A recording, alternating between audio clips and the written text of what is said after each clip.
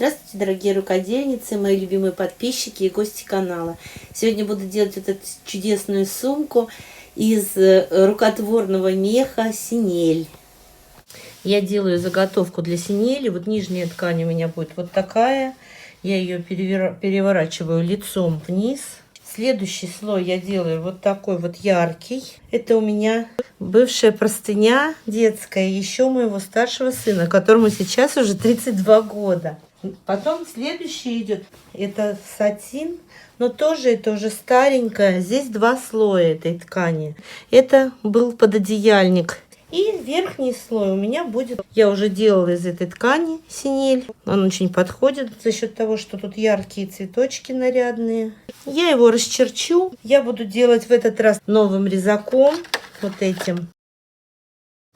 Чем мне нравится синель, то что в нее можно старые ткани из старых простыней использовать. Она от этого не потеряет ничего. А вы утилизируете старые, которые выкинули бы, простыни или пододеяльники. А в результате у вас получится хорошая новая вещь.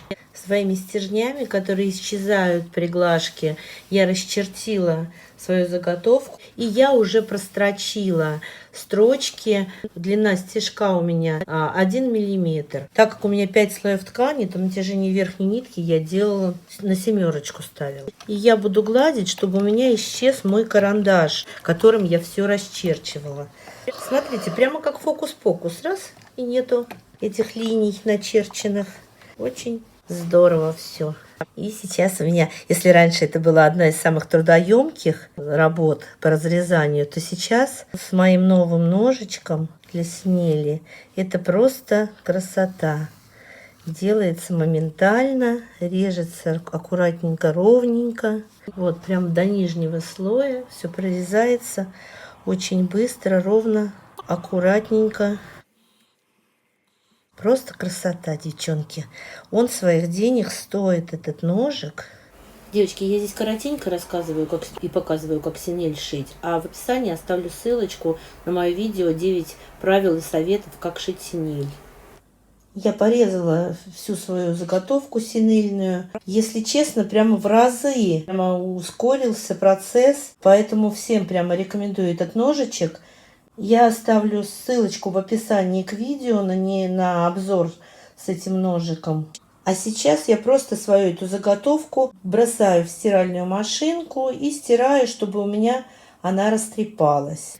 Посмотрите, что получилось после того, как я постирала и немножечко щеткой прошлась. И у меня получился отличный мех. Сначала я отмеряю длинную полоску 12 сантиметров шириной на всю длину своей заготовки.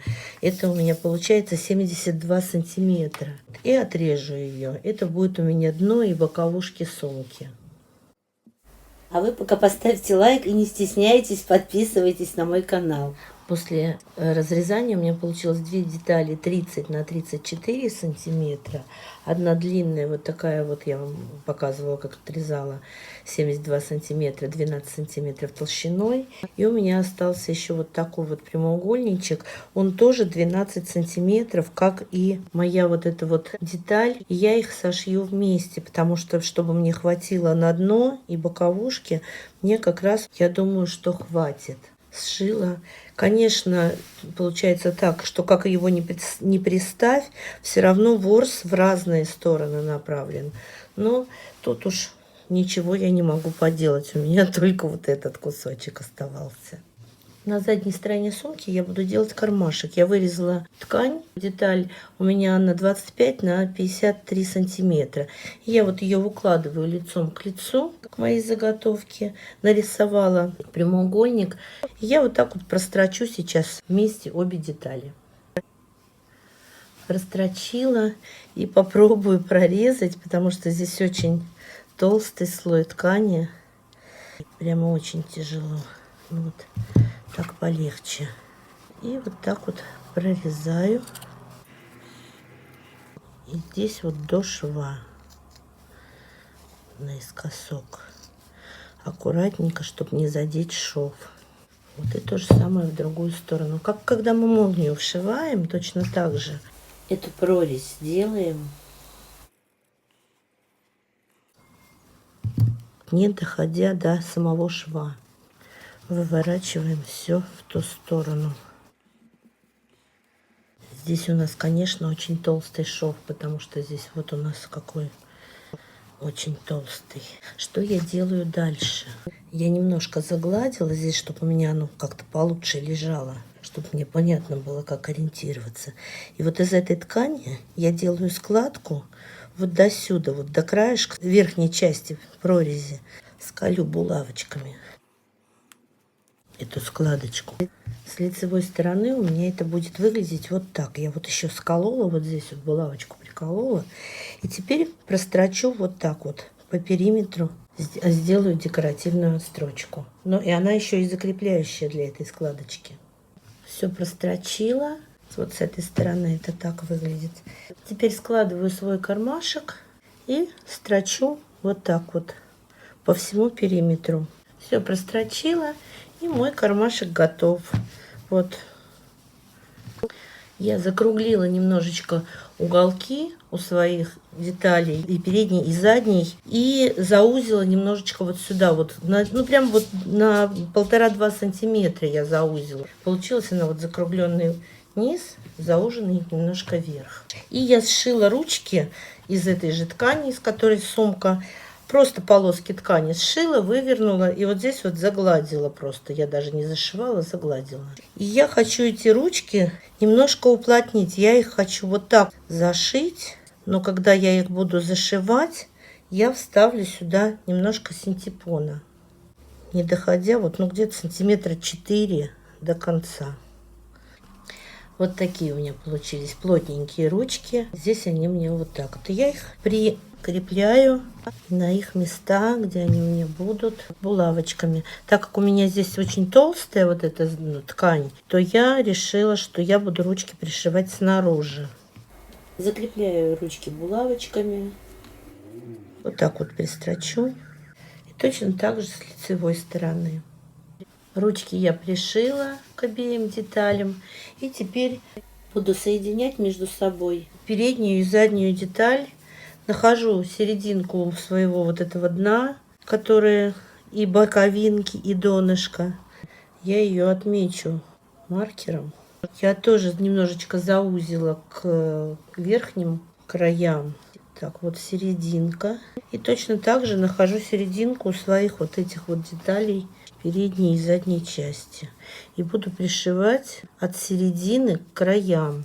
Вот складываю лицом к лицу, совмещаю серединки и строчу вот сюда вот к краю. И у меня должно сойтись, либо останется лишнее, но в этом случае тогда все равно у меня будет симметрично, потому что и в эту сторону я тоже потом буду также строчить. Соединила я между собой передние и задние части. И точно из таких же деталей я сделала подкладку вот из такой ткани. Но я подумала, что я не хочу, чтобы у меня внутри сумка была вот такая яркая. И я сделаю лицом изнанку. Она будет не очень яркая, она все равно тут есть цвет. Единственное, что я в подкладке сделала вот такой вот на лицо кармашек. Обычный кармашек без всяких молний. И я надеваю свою подкладку на сумку лицом к лицу. Совмещаю все швы и скалываю их. И все то же самое проделываю со всеми швами по всей сумке. У меня тут 4 шва. Я не сказала, я в подкладке оставила незашитые вот отверстия с одной стороны на дне, чтобы мне потом можно было вывернуть. Вот. Ну и все. И теперь мне осталось прострочить по краешку, соединить сумку с подкладкой. Все прострочила и выворачиваю.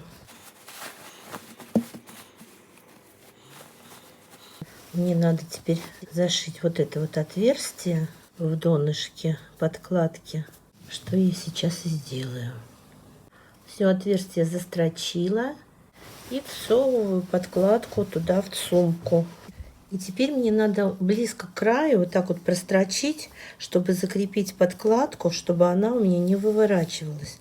Но у меня здесь вот там, где боковые швы, очень толстый слой Я думаю, что машинка не пробьет.